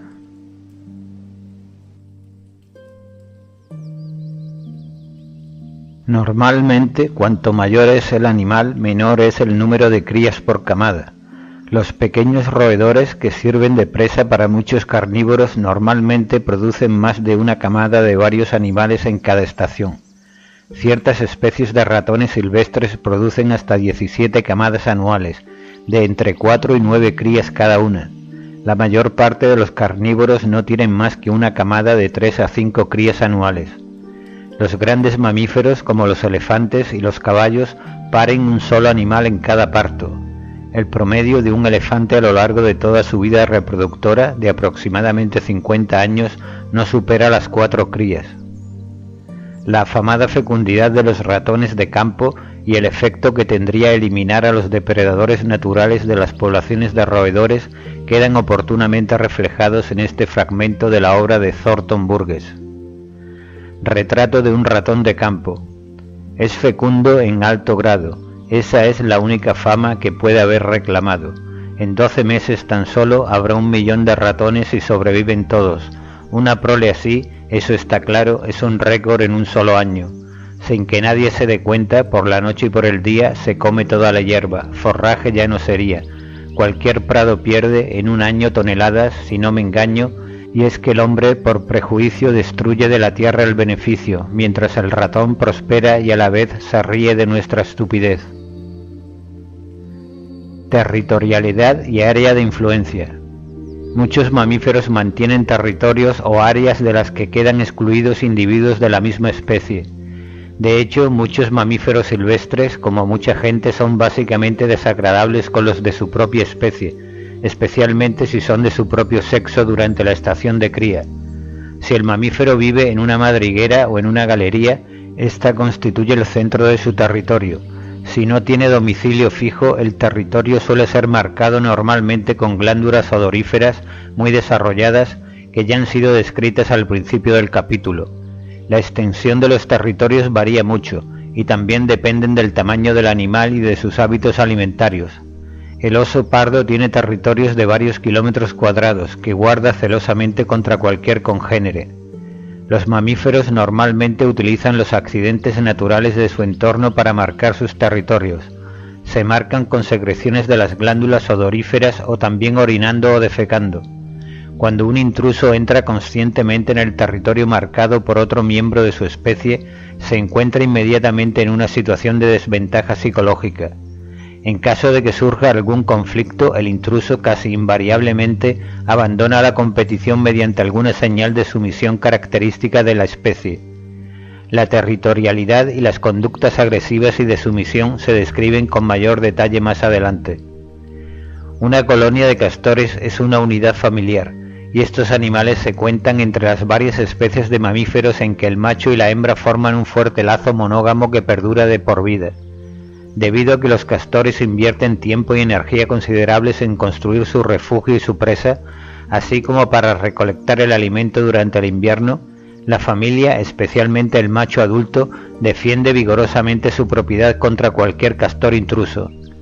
La mayor parte del trabajo en la construcción de las presas y refugios lo llevan a cabo los machos, pero las hembras también ayudan si no están ocupadas con sus crías. Una excepción interesante a la naturaleza fuertemente territorial de la mayor parte de los mamíferos es el perrito de las praderas, que vive en grandes y amistosas comunidades llamadas ciudades. Cuando se ha sacado adelante una nueva camada, los adultos legan la vieja casa a los jóvenes y se desplazan hacia territorios marginales de la comunidad para establecer una nueva casa. Tal práctica es la antítesis total del comportamiento de la mayor parte de los mamíferos, que expulsan a sus jóvenes cuando son autosuficientes. El área de influencia de un mamífero es un área de búsqueda mucho más amplia, que rodea el territorio defendido. Estas áreas no se defienden de la misma forma que los territorios. De hecho, en muchos casos pueden solaparse, produciendo zonas naturales que son utilizadas por los propietarios de varios territorios para buscar comida. Poblaciones de mamíferos. Una población de animales incluye todos los miembros de una especie que comparten un determinado espacio y pueden reproducirse entre sí. Todos los mamíferos, como otros organismos, viven en comunidades ecológicas, cada una de ellas compuestas por numerosas poblaciones de diferentes especies, animales y vegetales. Cada especie se ve afectada por las actividades de las otras y por los distintos cambios que pueden producirse, especialmente los climáticos. Por ello, las poblaciones están continuamente cambiando de tamaño. Las poblaciones de pequeños mamíferos se encuentran en su mínimo justo antes del comienzo de la estación de cría y alcanzan un máximo justo después del nacimiento de los nuevos individuos. Además de estos previsibles cambios en el tamaño de la población, las poblaciones animales pueden fluctuar debido a otras causas. Se producen comúnmente fluctuaciones irregulares debido a variaciones climáticas, tales como tiempo particularmente frío, caliente o seco, o también por catástrofes naturales como fuegos, tormentas o huracanes. Estas son causas independientes de la densidad, porque afectan a una población tanto si está concentrada como dispersa. Sin embargo, las fluctuaciones más espectaculares dependen de la densidad, esto es, están relacionadas con el tamaño mismo de la población. Las causas de la limitación del crecimiento de las poblaciones dependiente e independiente de la densidad se tratarán más adelante. Los ciclos de abundancia son comunes en muchas especies de roedores. Los ciclos de población y las migraciones en masa de los lemingos escandinavos, árticos y norteamericanos son conocidos desde antiguo. Los lemingos se reproducen durante todo el año, aunque más en verano que en invierno, con un periodo de gestación de solo 21 días. Los jóvenes que nacen a principios del verano se independizan a los 14 días y son ya capaces de reproducirse a finales del verano. En los máximos de densidad de sus poblaciones y tras devastar la vegetación debido a la construcción de túneles y el pastoreo, comienzan migraciones largas y masivas en busca de nuevos biotopos donde encontrar espacio y alimentos. Nadan a través de torrentes y pequeños lagos a medida que avanzan, pero no llegan a distinguir entre estos y los grandes lagos, ríos o incluso el mar, donde pueden llegar a ahogarse. Como los lemingos son la principal dieta de muchos mamíferos carnívoros y también de algunas aves, cualquier cambio en la densidad de población de estos animales afecta también a todos sus depredadores. En su libro El Ártico, el naturalista canadiense Fred Brumer describe el crecimiento de las poblaciones de lemingos en el Ártico canadiense. Después de una fase de despoblación, uno apenas ve signos de lemingos, puede haber uno cada 10 acres. Al siguiente año son evidentemente numerosos, sus galerías serpentean bajo la vegetación de la tundra y los frecuentes cúmulos fecales del tamaño de granos de arroz indican su presencia. El tercer año uno los ve por todas partes. El cuarto, generalmente el año del máximo en su ciclo, las poblaciones explotan. Ahora pueden vivir más de 150 lemingos dentro de cada acre de tierra, convertido en una colmena con hasta 4000 galerías. Los machos se encuentran con frecuencia y luchan instantáneamente, persiguen a las hembras y copulan después de un breve pero ardiente cortejo. Por todos los sitios uno oye los gritos y chillidos de los irritables y excitados animales. En tales momentos podrían difundirse por toda la tierra en marabuntas enloquecidas. La liebre variable de Norteamérica muestra ciclos decenales de abundancia. La bien conocida fecundidad de los conejos les permite producir camadas de 3 a 4 gazapos hasta 5 veces al año. La densidad puede aumentar hasta 4000 liebres compitiendo por el alimento cada kilómetro cuadrado y medio de bosque norteño. Los depredadores, búhos, armiños, zorros y especialmente los linces también aumentan. Entonces la población se colapsa precipitadamente por razones que durante mucho tiempo han sido un rompecabezas para los científicos. Las liebres mueren en gran cantidad, no debido a la falta de alimento o a tipo alguno de epidemia, como se creía en otro tiempo, sino evidentemente debido a alguna causa psicogénica, dependiente de la densidad. A medida que aumenta la densidad, las liebres se hacen más agresivas, muestran signos de miedo y de defensa, e incluso cesan totalmente de reproducirse. El conjunto de la población muestra síntomas de agotamiento de la hipófisis y de las glándulas adrenales, un desequilibrio endocrino que se denomina a veces enfermedad de choque y que acaba en la muerte. Estos espectaculares declives no se comprenden demasiado bien todavía. Independientemente de las causas, estos colapsos de la población que siguen a la superabundancia, aunque duros, son indudablemente ventajosos para la especie, ya que la vegetación puede volver a recobrarse y da a los supervivientes mejores posibilidades de una cría con éxito. El hombre y los mamíferos. Hace unos 10.000 años, cuando el hombre empezó a desarrollar métodos y prácticas agrícolas, comenzó también la domesticación de los mamíferos. Los perros fueron sin duda los primeros en ser domesticados, posiblemente entrando de forma voluntaria a depender de los humanos. El perro es una especie extremadamente adaptable y genéticamente plástica derivada de los lobos. Mucho menos variable genéticamente y desde luego menos sociable es el gato doméstico, seguramente derivado de una raza africana silvestre. Los gatos silvestres parecen gatos domésticos de gran tamaño y todavía son bastante corrientes en Eurasia y en África. La domesticación del ganado, los búfalos, las ovejas y los cerdos seguramente se produjo mucho más tarde. Se piensa que las bestias de carga, caballos, camellos, bueyes y llamas probablemente fueron domesticados por las gentes nómadas en distintas zonas. Algunas especies domésticas no existen ya como animales silvestres, como ocurre por ejemplo con el dromedario, la llama y la alpaca sudamericana. Todos los animales verdaderamente domésticos se reproducen en cautividad y han pasado a ser totalmente dependientes del hombre. Muchos de ellos han sido moldeados a través de una cría selectiva para producir características deseables para los propósitos humanos. Algunos mamíferos tienen especial consideración como animales domésticos. El elefante no ha sido nunca realmente domesticado, porque raramente se reproduce en cautividad. En Asia, los adultos son capturados y sometidos a una vida de trabajos con una pasmosa facilidad. Los reinos del norte de Escandinavia están domesticados solo en el sentido de que pertenecen a gentes nómadas que continúan siguiéndolos en sus estacionales migraciones. El órice taurotrago, elan, está siendo domesticado experimentalmente en varios lugares.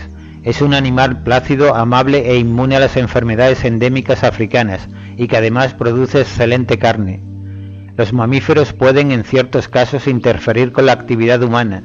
Los roedores y los conejos son capaces de producir terribles pérdidas en las cosechas y en los alimentos almacenados. Hemos creado una tentadora despensa para los roedores con nuestras técnicas agrícolas y además les hemos favorecido al acabar con la mayor parte de sus depredadores naturales. Los roedores también son portadores de varias enfermedades. La rata casera es transmisora, entre otras, de la peste bubónica y del tifus exantemático. La turalemia o fiebre de los conejos es transmitida al hombre por una garrapata que se encuentra en las ratas almizcleras, las marmotas, los conejos y otros micromamíferos. La fiebre moteada de las montañas rocosas se propaga al hombre por garrapatas que aparecen en perros y en ardillas terrestres. La enfermedad de Lyme, una artritis epidémica, se transmite por piojos de los ciervos de cola blanca. La triquina y las solitarias, parásitos comunes de la especie humana, provienen del consumo de carne infestada de cerdo, ganado bovino y otros mamíferos. En la introducción de este capítulo hemos aludido a la explotación desafortunada de las ballenas como un ejemplo de nuestra incapacidad para reconciliar las necesidades humanas con la protección de la vida libre.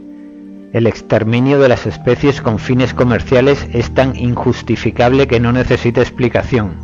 Una vez que se ha extinguido una especie, no hay equipo de científicos ni ningún invento técnico que puedan recuperarla. Lo que supone millones de años de evolución puede ser destruido en una década de explotación irracional.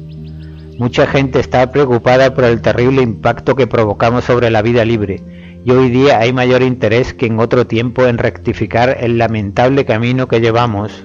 Si tuvieran oportunidad, los mamíferos podrían recuperarse espectacularmente de las depredaciones humanas, como han hecho la nutria de mar y el antílope saiga, ambos una vez en peligro de extinción y ahora numerosos.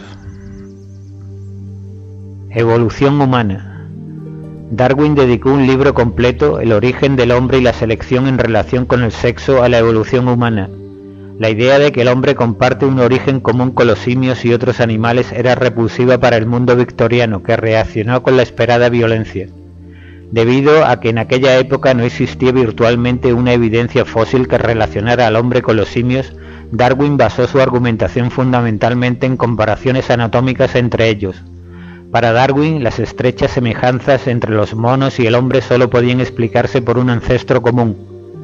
La búsqueda de fósiles, especialmente de un eslabón perdido que proporcionara una conexión entre los simios y el hombre, comenzó con el hallazgo de 2 esqueletos del hombre de Neandertal en la década de 1880.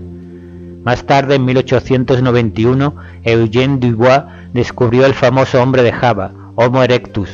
Sin embargo, los descubrimientos más espectaculares se han llevado a cabo en las 3 últimas décadas en África, especialmente entre 1967 y 1977, en lo que el paleoantropólogo americano Donald Johanson llama la década dorada. Durante este mismo periodo, estudios de bioquímica comparada demostraron que el hombre y el chimpancé son genéticamente tan similares como muchas especies estrechamente emparentadas. La citología comparada puso de manifiesto que los cromosomas del hombre y los simios son homólogos. Hoy en día ya no se sigue buscando un mítico eslabón perdido para establecer el origen común del hombre y los simios, nuestros parientes vivos más próximos. Radiación evolutiva de los primates. El hombre es un primate, hecho que ya reconoció incluso el preevolucionista Linneo. Todos los primates comparten ciertos caracteres significativos: dedos prensiles en las 4 extremidades, uñas planas en lugar de garras y ojos dirigidos hacia adelante, con visión binocular y una excelente percepción de la profundidad. Los detalles de la filogenia de los primates no están resueltos por completo. El siguiente resumen aclarará las probables relaciones de los principales grupos de primates.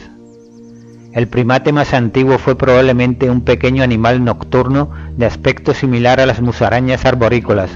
Este grupo ancestral se dividió en 2 estirpes principales, una de las cuales dio lugar a los prosimios, como los lemures, tarseros y lorísidos.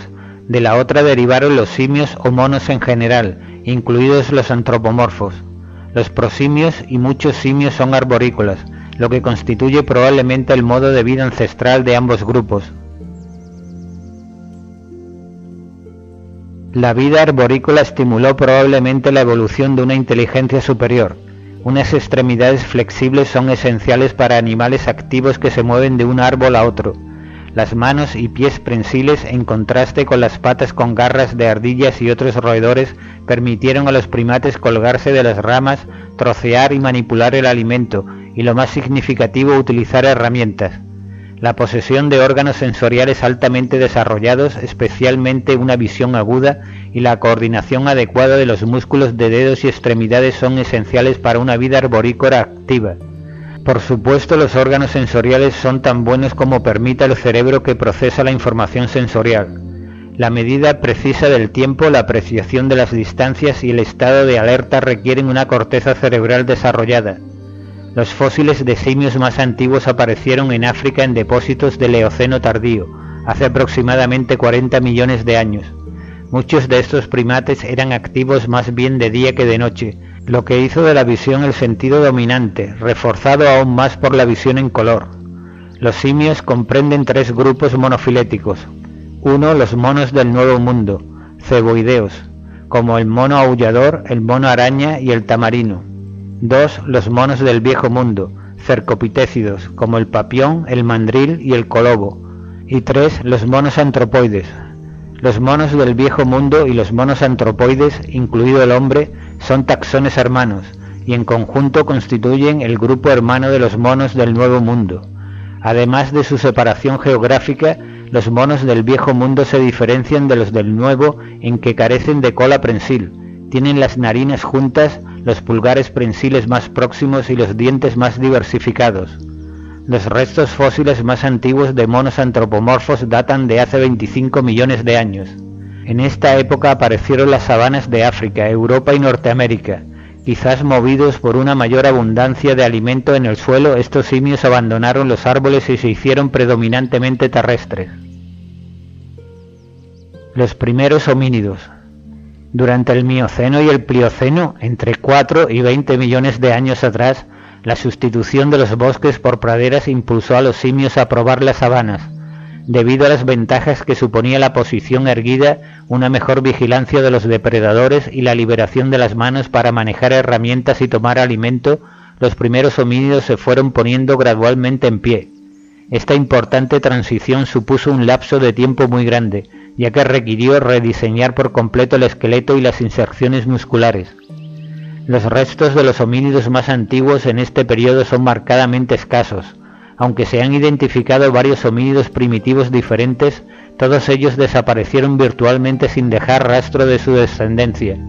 Hace solamente 4 millones de años, tras un largo vacío fósil, aparecieron los primeros casi humanos. Uno de ellos fue el recientemente descubierto Australopithecus afarensis, un homínido bípedo y bajo cuyo rostro y capacidad craneana se parecen a los del chimpancé. Se han desenterrado numerosos fósiles de esta especie, el más famoso de los cuales fue el esqueleto de una hembra completo en un 40% descubierto en 1974 por Donald Johanson y bautizado con el nombre de Lucy. Muchos paleontólogos creen que Australopithecus afarensis representa el ancestro de todo el género humano y las formas semejantes que siguieron. Aparición de Homo, el verdadero hombre. Hace unos 3 o 4 millones de años aparecieron dos líneas de homínidos bastante distintas, que convivieron durante al menos 2 millones de años.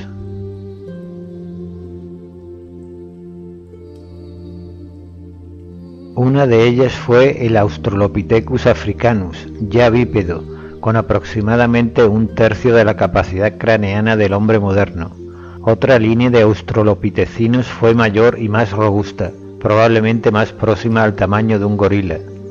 Hasta su extinción, entre 1,5 y 1 millón de años atrás, los australopithecinos compartieron la naturaleza con un homínido más avanzado y completamente erecto, el Homo habilis, el primer hombre verdadero. Homo habilis, que significa hombre capaz, era de constitución más ligera que los australopithecinos, pero con un cerebro mayor, y utilizó sin lugar a dudas herramientas de piedra y hueso. Esta especie apareció hace unos 2 millones de años y sobrevivió quizás durante medio millón. Hace aproximadamente 1,5 millones de años apareció Homo erectus, probablemente como descendiente de Homo habilis. Homo erectus fue un homínido grande, con una talla entre 150 y 170 centímetros, una frente baja pero clara, fuertes arcos superciliares y una capacidad craneana de unos 1000 centímetros cúbicos, intermedia entre la de Homo habilis y el hombre actual. Homo erectus fue una especie con organización social, que vivía en tribus de entre 20 y 50 individuos. Desarrolló una cultura útil y compleja, y se extendió por las regiones templadas y tropicales del Viejo Mundo. Homo sapiens, los homínidos modernos. Tras la desaparición de Homo erectus hace unos 300.000 años, la evolución humana siguió un curso complejo, con el establecimiento de Homo sapiens, hombre inteligente. Los neandertales surgieron hace unos 130.000 años de entre las diversas subculturas tempranas de Homo sapiens. Con una capacidad craneana dentro de los márgenes del hombre actual, los neandertales fueron unos eficaces cazadores y usuarios de herramientas. No constituían un conjunto homogéneo, sino que variaban geográficamente en respuesta a condiciones locales y al aislamiento de unas poblaciones respecto a otras. Dominaron el Viejo Mundo en el Pleistoceno tardío. Nota: el reciente descubrimiento por investigadores españoles de los restos fósiles del Homo antecesor en el yacimiento de Atapuerca ha arrojado nueva luz sobre las relaciones del género Homo, además de datar su aparición en Europa en unos 800.000 años. Hace unos 30.000 años los neandertales fueron reemplazados y muy posiblemente exterminados por el hombre moderno. El origen de este último no está claro, aunque hay ciertas pruebas que apuntan hacia una procedencia africana. Eran gente alta con una cultura muy diferente de los neandertales. Desarrollaron rápidamente mejoras en sus habilidades y su cultura se enriqueció con aportaciones estéticas, artísticas y un lenguaje sofisticado. Al cerrar nuestra discusión sobre la evolución humana, es importante notar que el reconocimiento de especies en Homo y hasta cierto punto también en otros fósiles de homínidos se basa por completo en la morfología. La consideración de 3 especies distintas de Homo no implica necesariamente la existencia de especiación de tipo ramificado en esta estirpe, y quizás sea igualmente válido pensar en cambios filéticos dentro de una única especie a través del tiempo, utilizando los nombres específicos solamente como indicativos de grados de evolución. Lo que sí es claro es que actualmente solo vive una única especie de Homo. La exclusiva posición del hombre. Biológicamente, Homo sapiens es un producto del mismo proceso que ha regido la evolución de cualquier organismo desde el origen de la vida. La mutación, el aislamiento, la deriva genética y la selección natural han operado sobre nosotros como lo han hecho con otros animales. Sin embargo, nosotros tenemos algo que ningún otro animal posee, una evolución cultural no genética que proporciona una retroalimentación constante entre la experiencia pasada y la futura. Nuestros lenguajes simbólicos, la capacidad de pensamiento conceptual y la posibilidad de manipular nuestro entorno surgen de este dominio cultural no genético. Finalmente, debemos gran parte de nuestras conquistas culturales e intelectuales a nuestra herencia arborícola, que nos equipó con una visión binocular, una soberbia capacidad de discriminación visual y táctil y habilidades manipuladoras en el uso de las manos. Si un caballo, que tiene un solo dedo en vez de 5, tuviera la capacidad intelectual del hombre, ¿podría haber llegado donde lo ha hecho éste? Clasificación de los órdenes de mamíferos actuales. Clase mamíferos. Subclase prototerios, del griego protos, primero, más ter, animal silvestre. Mamíferos extintos del Cretácico y principios del Cenozoico. Infraclase ornitodelfos, del griego ornis, ave, más delfis, útero. Mamíferos monotremas. Orden monotremas, del griego monos, uno, más trema, abertura. Mamíferos ovíparos, ornitorrincos y equidna. Las 3 especies de este orden proceden de Australia, Tasmania y Nueva Guinea. El miembro más famoso de este orden es el ornitorrinco, Ornitorhynchus anaticus. El equidna, Tachyglossus, tiene un largo y estrecho hocico adaptado para la caza de hormigas, que constituyen su principal alimento. Subclase terios, del griego ter, animal silvestre. Mamíferos actuales. Infraclase metaterios, del griego meta, después más ter, animal silvestre. Marsupiales. Orden marsupiales, del griego marsipion, pequeña bolsa. Vivíparos, mamíferos con marsupio, zarigüeyas, canguros, koalas, lobos de Tasmania, wombats, bandicoot, numbats y otros. Mamíferos primitivos caracterizados por una bolsa abdominal, el marsupio, donde crían a sus jóvenes. Las crías son alimentadas en el útero durante un corto tiempo, mediante una placenta coriovitelina. Solo la zarigüeya se encuentra en Norteamérica, pero el orden es dominante en Australia, 260 especies. Infraclase euterios, del griego eu, auténtico, más ter, animal silvestre. Mamíferos placentarios vivíparos. Orden insectívoros, del latín insectum, insecto, más vorare, devorar. Mamíferos insectívoros, musarañas, erizos, tenrecs, topos. Su principal alimento son los insectos, ampliamente distribuidos por todo el mundo, con excepción de Australia y Nueva Zelanda. Son animales pequeños de hocicos puntiagudos con rasgos primitivos que pasan gran parte de sus vidas bajo tierra. Las musarañas están entre los mamíferos más pequeños que se conocen. 390 especies. Orden macrocélidos, del griego macros, grande, más esquelos, patas. Musarañas elefante. Mamíferos tímidos con patas largas, una nariz adaptada para capturar insectos y ojos grandes. Están ampliamente distribuidos en África, 15 especies. Orden Dermópteros, del griego derma, piel, más pteron, ala. Lemures voladores. Están relacionados con los auténticos murciélagos y formados por un solo género, Galeopithecus. Se encuentran en la península malaya, en las Indias orientales. No son lemures verdaderos, ya que estos son primates, y no pueden volar en el sentido estricto de la palabra, sino que planean como las ardillas voladoras. 2 especies. Orden Quirópteros, del griego keir, mano, más terón, ala. Murciélagos. Las alas de los murciélagos, los únicos mamíferos verdaderamente voladores, son las extremidades anteriores modificadas, en las que los dedos del segundo al quinto están enormemente alargados para soportar una delgada membrana tegumentaria que sirve para el vuelo. El pulgar es corto y está provisto de una uña. Las formas más corrientes en Norteamérica son los murciélagos pardos, miotis, los de cola libre, tadarida, que viven en las cavernas de Carlsbad, y los grandes murciélagos pardos, Ptesicus.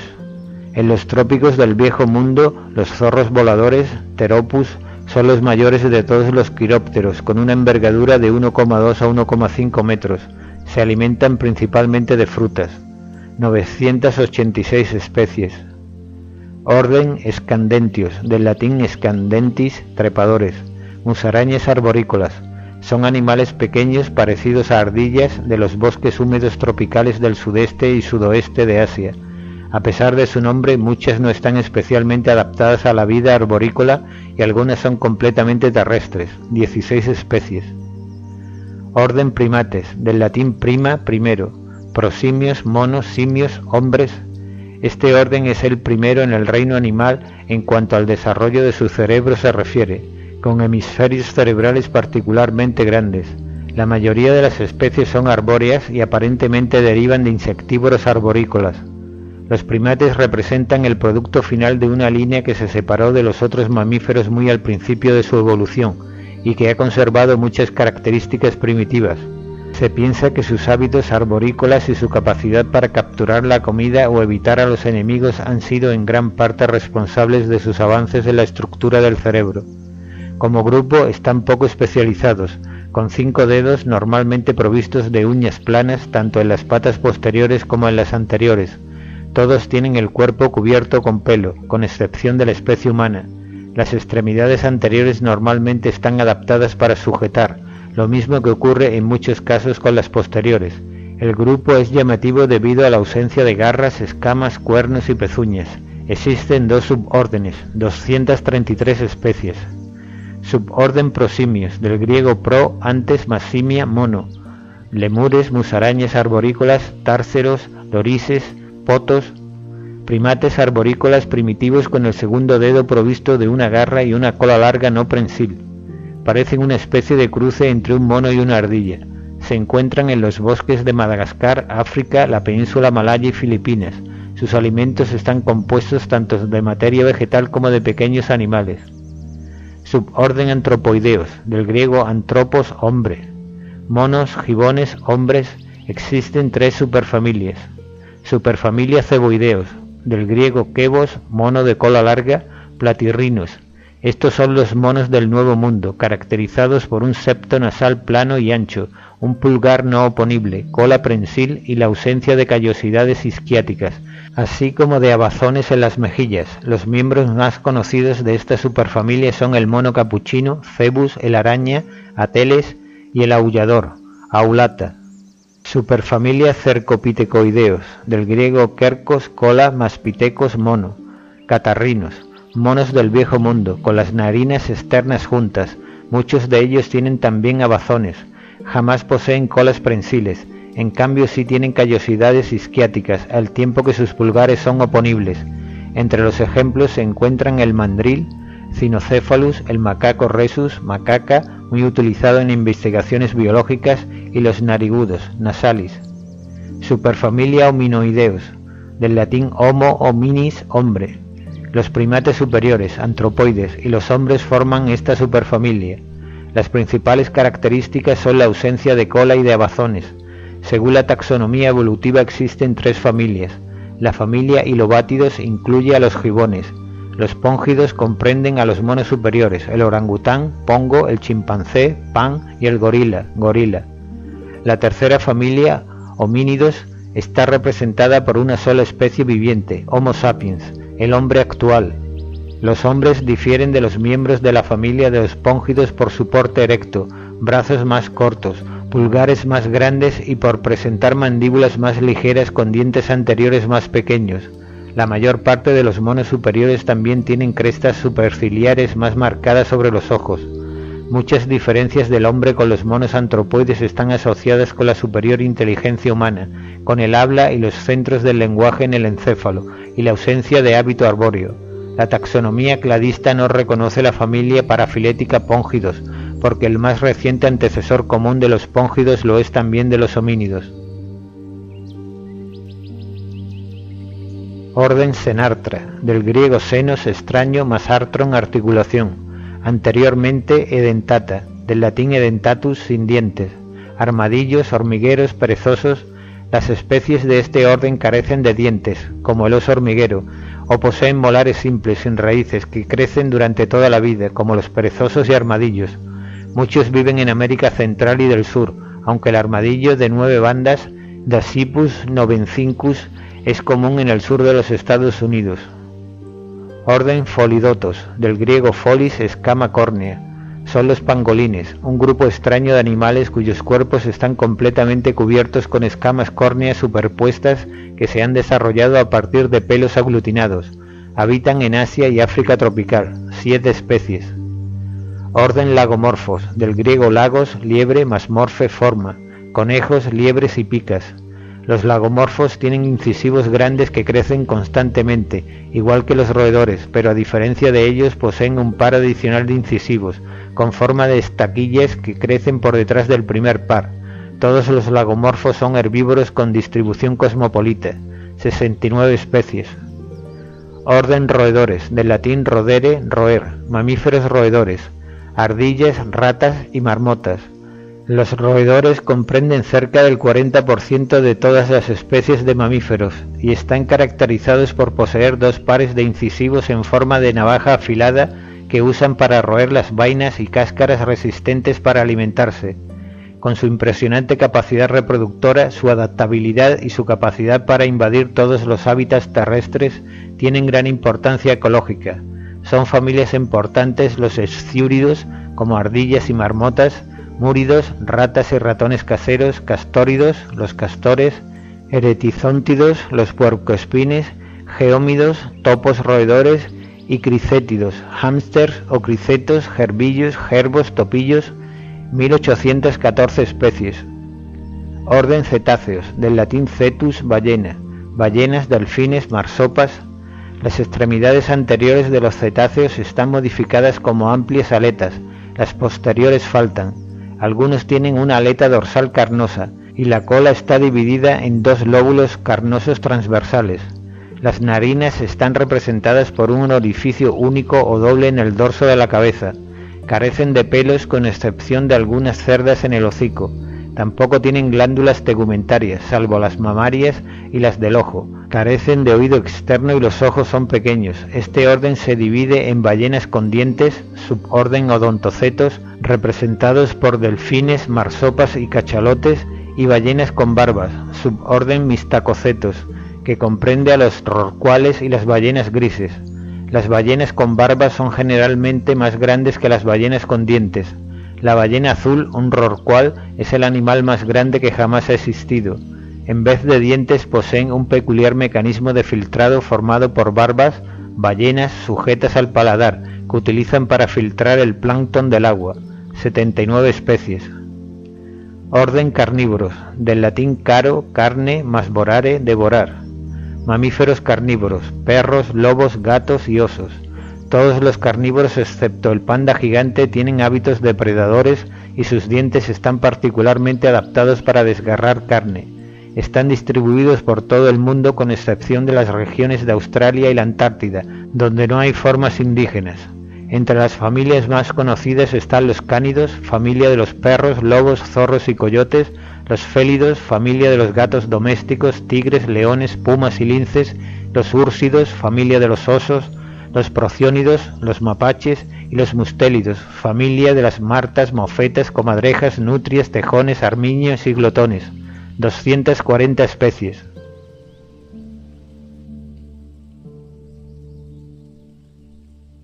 Orden Pinnípedos, del latín pina, pluma, más pez, pie, leones marinos, focas y morsas. Las extremidades de estos carnívoros acuáticos se han modificado como aletas para la natación. Todos son de aguas marinas y su alimento está constituido principalmente por peces, 34 especies.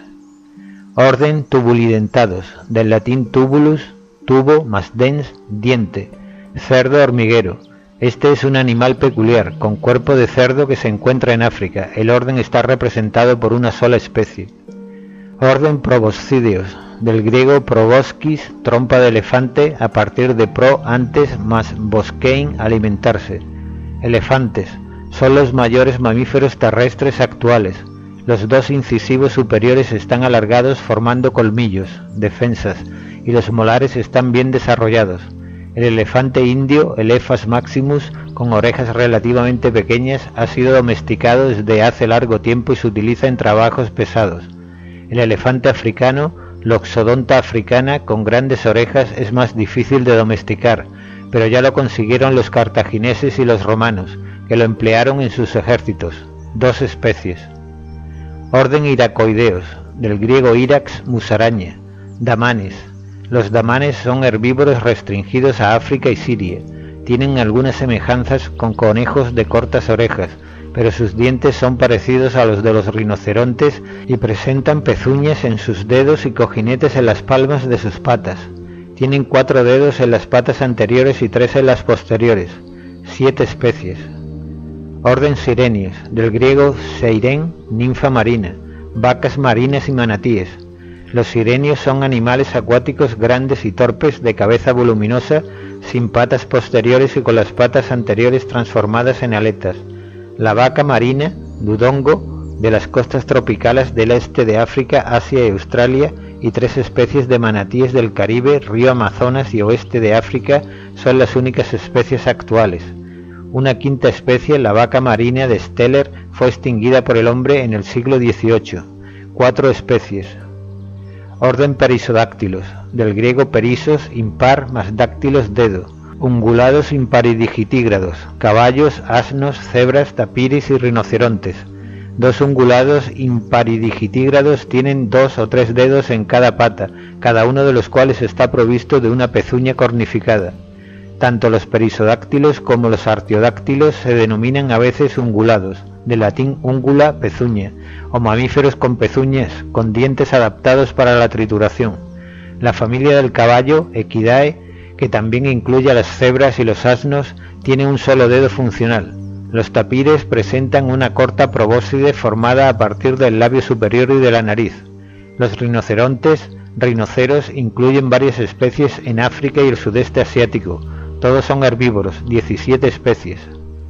Orden Artiodáctilos, del griego artios, par, más dáctilos, dedo. Ungulados con pezuñas pares, cerdos, camellos, ciervos y sus parientes, hipopótamos, antílopes, bueyes, ovejas y cabras. La mayor parte de estos ungulados presentan 2 dedos, aunque el hipopótamo y algunos otros tienen 4. Cada dedo está rodeado por una pezuña cornificada. Muchos, como la vaca, ciervo y oveja, presentan cuernos. Muchos son rumiantes, es decir, animales que regurgitan y vuelven a masticar el alimento. Como los perisodáctilos, son estrictamente herbívoros. El grupo se divide en 9 familias vivientes y muchas otras extinguidas, e incluye algunos de los más valiosos animales domésticos. Este gran orden se divide normalmente en 3 subórdenes: los suinos, cerdos, pécaris e hipopótamos, los tilópodos, camellos, y los rumiantes en sentido estricto, ciervos, jirafas, ovejas, bovinos, etc. 211 especies. Resumen. Los mamíferos son vertebrados homeotérmicos y endotérmicos, con el cuerpo cubierto de pelo, que alimentan a sus crías con leche. Las aproximadamente 4.450 especies descienden del linaje sinápsido de reptiles mamíferoides que aparecieron en el período carbonífero de la era Paleozoica. Su evolución se puede seguir desde los pelicosaurios del período pérmico hasta los terápsidos del Triásico de la era Mesozoica. Un grupo de terápsidos, los cinodontos, dieron lugar durante el Triásico a los terios, los verdaderos mamíferos. La evolución de los mamíferos se ha visto acompañada por la aparición de muchos caracteres derivados de gran importancia, como un cerebro mayor con más integración sensorial, tasas metabólicas altas, endotermia y muchos cambios en el esqueleto que permitieron una vida más activa.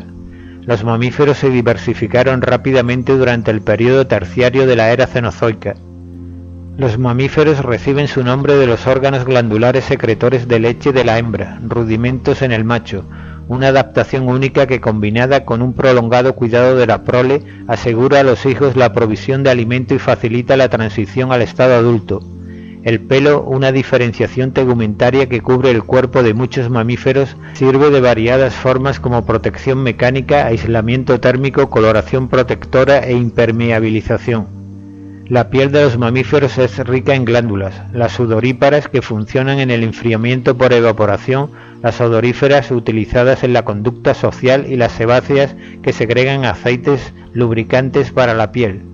Todos los mamíferos placentarios presentan dientes deciduos que son reemplazados por dientes permanentes, dentición difiodonta. Los 4 grupos de dientes incisivos, caninos, premolares y molares pueden estar altamente modificados en diferentes mamíferos para las distintas tareas de cortar, triturar y desgarrar alimentos, pudiendo incluso faltar. Los hábitos de alimentación de los mamíferos influyen enormemente en su forma corporal y su fisiología. Los insectívoros se alimentan principalmente de insectos. Los mamíferos herbívoros presentan cámaras especiales para almacenar microflora intestinal que descompone la celulosa de la dieta vegetal y han desarrollado adaptaciones para detectar y escapar de los depredadores. Los mamíferos carnívoros se alimentan principalmente de herbívoros, presentan un tracto digestivo simple y han desarrollado adaptaciones para un modo de vida depredador. Los omnívoros se alimentan tanto de plantas como de animales. Algunos mamíferos marinos, terrestres y aéreos migran. Algunas migraciones, como las de las focas o los renos, son amplias. Las migraciones son generalmente hacia climas favorables y condiciones alimentarias óptimas, o para aproximar ambos sexos para el apareamiento. Los mamíferos con vuelo verdadero, los quirópteros, son nocturnos y por tanto evitan la competencia directa con las aves. La mayor parte de ellos emplean ecolocalización ultrasónica para volar y alimentarse en total oscuridad. Los mamíferos vivientes más primitivos son los monotremas de la región australiana, que ponen huevos. Tras el nacimiento, las crías se alimentan con leche de la madre. Todos los demás mamíferos son vivíparos. Los marsupiales tienen periodos de gestación breves, por lo que los embriones nacen subdesarrollados y completan su crecimiento en el marsupio de la madre, alimentándose con leche. De los 21 órdenes de mamíferos, los 19 restantes son euterios, mamíferos que desarrollan una unión placentaria evolucionada entre la madre y los embriones, a través de la cual estos pueden alimentarse durante largo tiempo. Las poblaciones de los mamíferos fluctúan por razones tanto dependientes como independientes de la densidad, y algunos mamíferos, particularmente los roedores, pueden experimentar ciclos de extrema abundancia en la densidad de sus poblaciones. El éxito indiscutible de los mamíferos como grupo no puede ser atribuido a una perfección de los sistemas orgánicos, sino a su impresionante adaptabilidad de conjunto, la capacidad para engranarse de manera más perfecta en el conjunto organizado de las condiciones ambientales y de este modo explotar prácticamente todos los hábitats de la Tierra.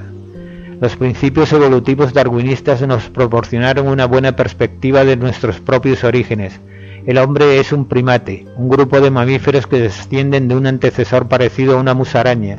El ancestro común de todos los primates actuales era arborícola, y tenía dedos prensiles y ojos frontales capaces de visión binocular. Los primates se diversificaron durante los últimos 80 millones de años para formar 2 grandes líneas de descendencia: los prosimios, lemures, lorises y tarseros, y los simios, monos y homínidos. Los primeros homínidos aparecieron hace unos 4 millones de años. Fueron los australopitecinos, ya bípedos. Estos dieron lugar a la especie Homo habilis, el primer fabricante de herramientas de piedra, y convivieron con él. Homo erectus apareció hace 1,5 millones de años y fue sustituido eventualmente por Homo sapiens hace unos 300.000 años.